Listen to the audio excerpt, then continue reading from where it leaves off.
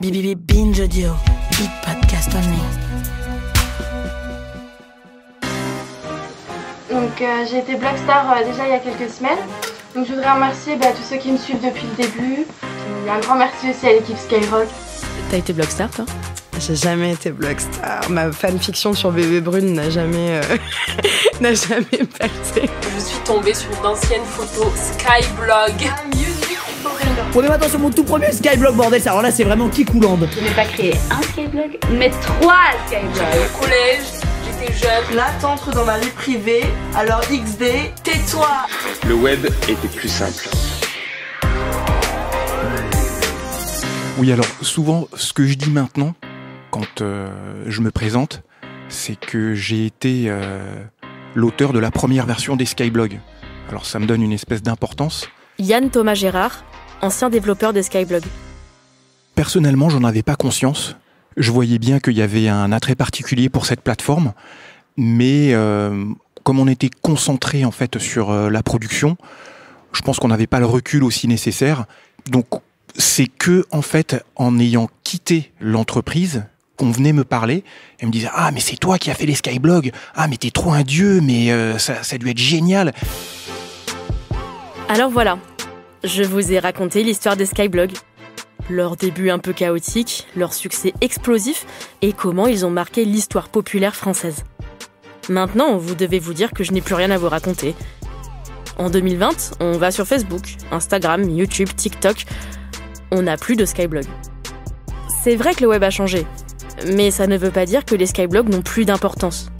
Déjà, le site Skyrock existe toujours. On continue de fréquenter ses blogs, ses chats en ligne et aussi ses applications mobiles.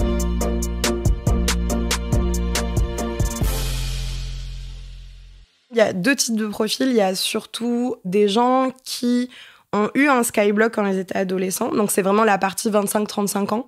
Pauline Ferrari est journaliste.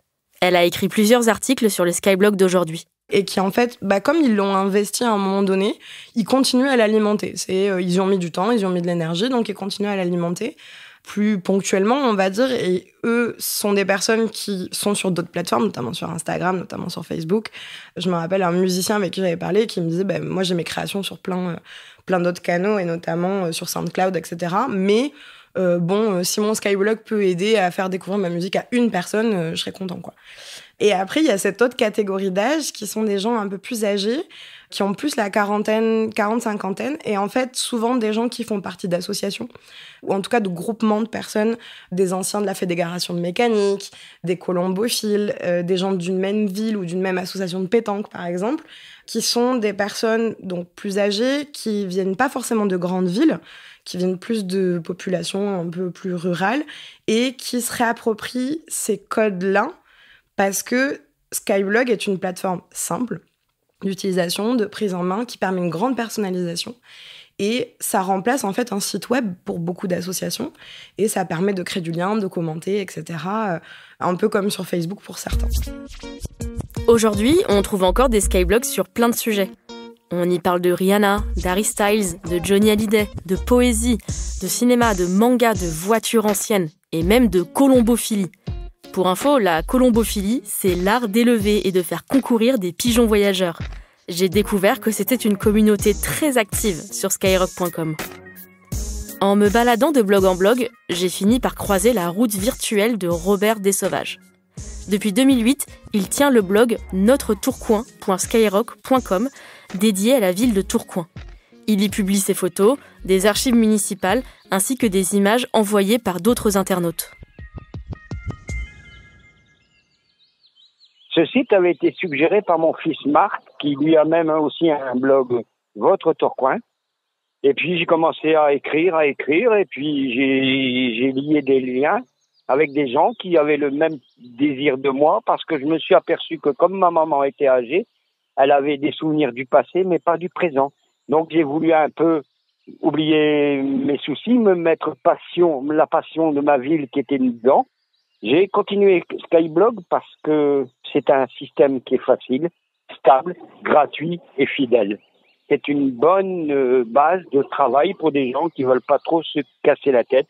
Et je me suis aperçu que derrière tout ça, Il y avait des gens comme moi qui étaient passionnés, chacun avec leur motivation, et puis qu'on pouvait partager. Aujourd'hui, je suis en train de faire un tri parce que j'en ai tellement. Donc j'ai mis photos diverses de Tourcoing parce que c'est tout un travail. Sur Skyblog, je suis sûr qu'elle ne bouge pas. J'ai jamais perdu une photo sur Skyblog. J'ai jamais perdu un article. J'ai jamais eu de soucis. C'est pas la même chose. Le Facebook, vous venez, vous crachez votre venin, vous répondez à une question que vous n'avez même pas lue sur une photo, et puis c'est tout. Vous partez. Vous êtes fier d'avoir jeté votre phrase, votre raison, votre préemption, mais en fait, non, vous n'avez rien fait. Pendant mon enquête, beaucoup de gens avec qui j'ai discuté m'ont dit la même chose que Robert. Ils regrettent un peu l'époque des skyblogs, le web d'avant. Celui où on pouvait discuter facilement avec des inconnus, sans que cela ne dégénère. Celui où on parlait pas encore de cyberharcèlement, de doxing, de fake news, de surveillance en ligne.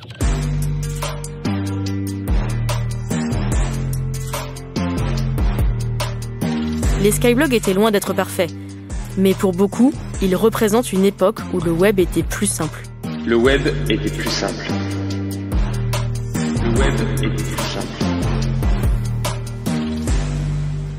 Ce que j'adore en fait par rapport à Skyblog et ce dont je me rends compte maintenant, c'est qu'aujourd'hui en fait sur nos réseaux sociaux, les contenus sont très cadrés en fait. Eux, ce sont Geoffrey et Nicolas. Ils gèrent un compte Instagram qui s'appelle Skyblog Museum, où ils postent des pépites d'anciens Skyblogs. Par exemple sur Facebook, tu vas avoir une seule manière d'écrire du texte, tu vas avoir un certain nombre d'émojis, et tout est assez intuitif, alors qu'à l'époque de Skyblog, c'était pas vraiment le cas, et il y avait tout un tas d'astuces. Moi, ce que j'adorais, c'était mettre mon texte en couleur arc-en-ciel. Il y avait une petite formule à rentrer dans le texte, il y avait des choses comme ça, et c'était à la fois de la liberté, et en même temps, c'était très fragile, parce que tu faisais pas gaffe, t'étais pas graphiste, et à la fin, ton truc était juste horrible à lire. Il y avait une sorte de liberté, en fait, à l'époque, on se rend compte, les gens postaient n'importe quoi, de manière ultra codifiée, c'est-à-dire qu'on retrouve quand même énormément de code d'un truc à l'autre, les gens se copiaient énormément, ça, il n'y a pas de souci, mais il y a beaucoup de blogs quand même qui sortent un peu du lot, où les gens postent n'importe quoi, souvent avec peu d'audience, parce qu'on savait justement qu'il y avait peu d'audience et que au final, le risque c'était d'être vu seulement par ses amis, sa famille, les gens qui savaient que le blog existait, quoi. Donc oui, c'est clair que la plupart des gens ont un peu honte de leur Skyblog. Après, on est étonné parce que j'ai eu dans mes contacts, quand des gens ont commencé à comprendre qu'on avait fait cette page, j'ai eu dans mes contacts des gens qui ont commencé à me dire ah mais il faut que je te montre mon Skyblog, tu vois, et qui ont complètement, qui comprennent totalement le ridicule de ce qu'ils ont posté à l'époque, mais qui sont limite fiers d'un point de vue, c'est drôle quoi, qui se tournent eux-mêmes en dérision et qui nous incitent à les poster quoi.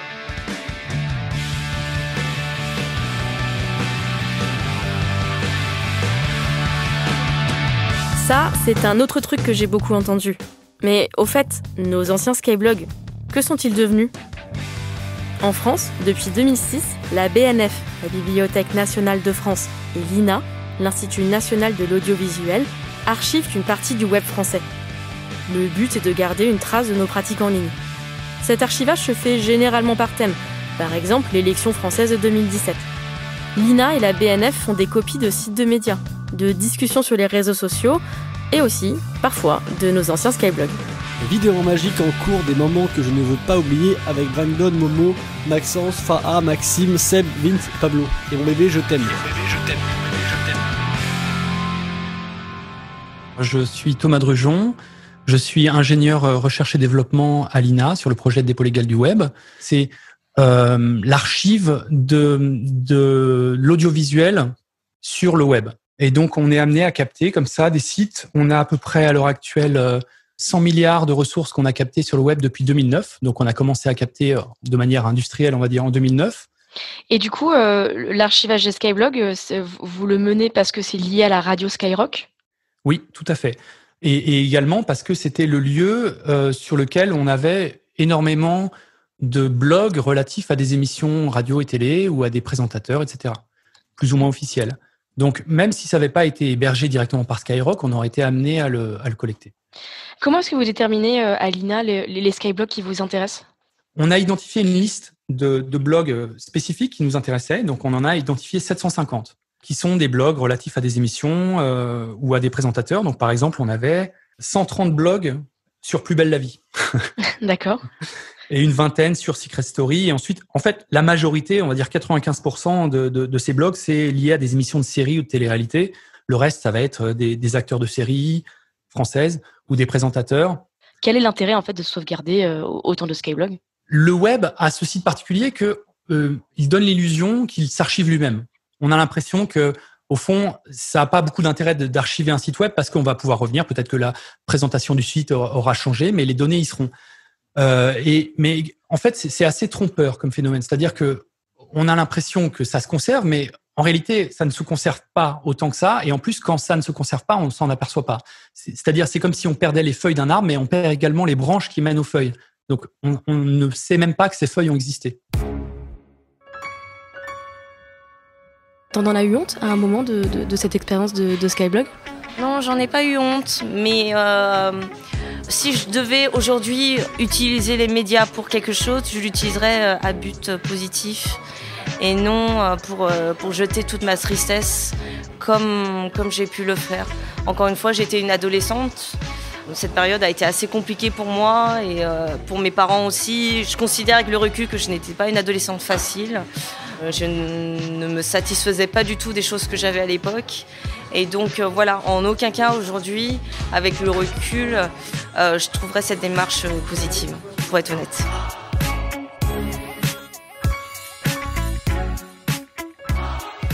Je pense que ça m'a aidé à découvrir qui j'étais, ce que j'aimais, à assumer peut-être un aspect un peu geek de ma vie que j'assumais pas jusqu'alors, ou alors que je ne connaissais pas tout simplement. Et aujourd'hui, bah voilà, c'est ma vie.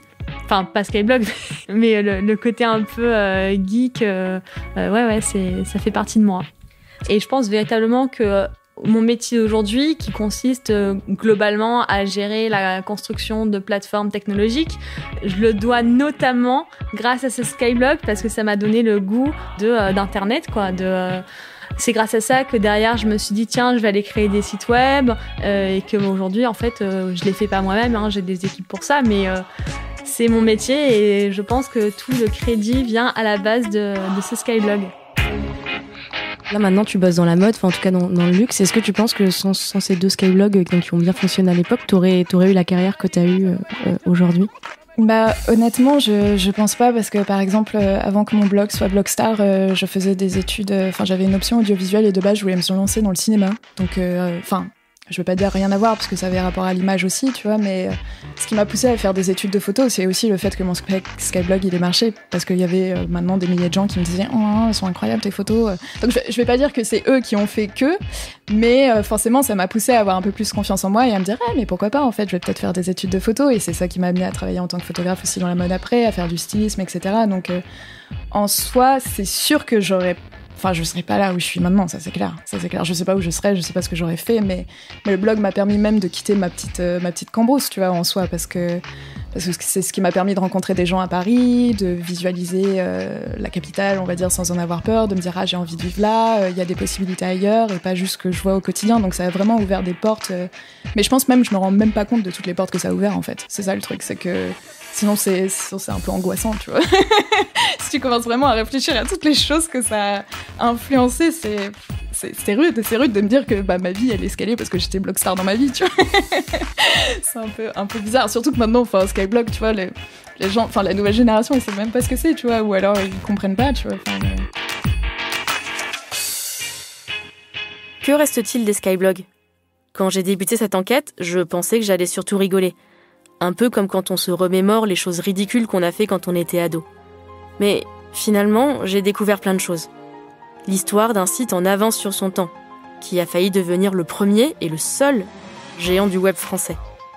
Celle de jeunes internautes qui ont découvert leur vocation, voire leur identité, grâce à leur Skyblog. Et puis surtout, cette enquête m'a fait réfléchir sur ce qu'on fait en ligne aujourd'hui, et ce qu'on aimerait y refaire.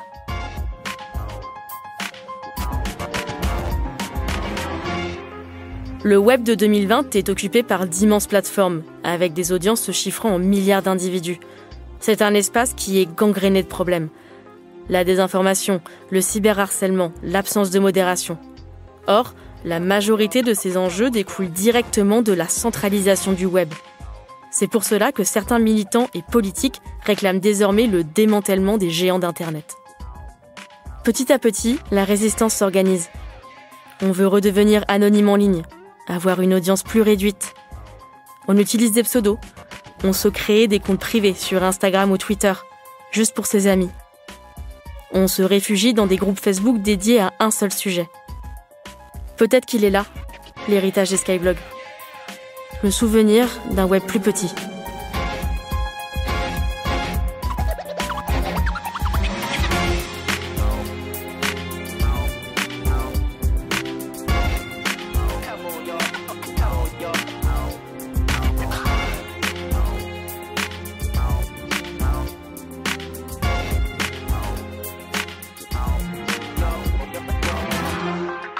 Merci à Lucie Ronfaux pour cette série réalisée par Solène Moulin pour Programme B qui, comme vous le savez, est un podcast de Binge Audio préparé par Lauren Bess. Abonnez-vous sur votre appli ou votre plateforme préférée pour ne manquer aucun de nos épisodes. Facebook, Twitter, Instagram pour nous parler et à ce week-end pour une petite surprise.